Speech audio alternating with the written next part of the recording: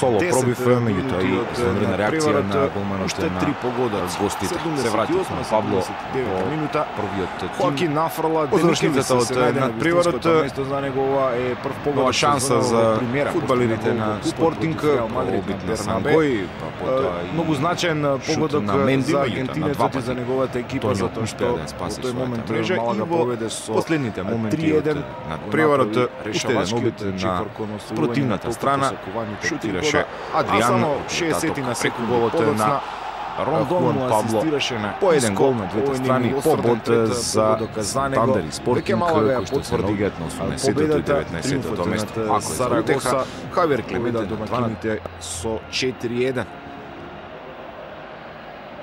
Гол шоуто на Лароса Леда, која присуствува 26.000 гледачи, го затвори Начо Монреал, односно го затвори Рондон со овој погодок во 88-та минута. Начо Монреал уфрли. Хозе Саломон Рондон, интернационалецот од Венецуела, се најде на вистинското место.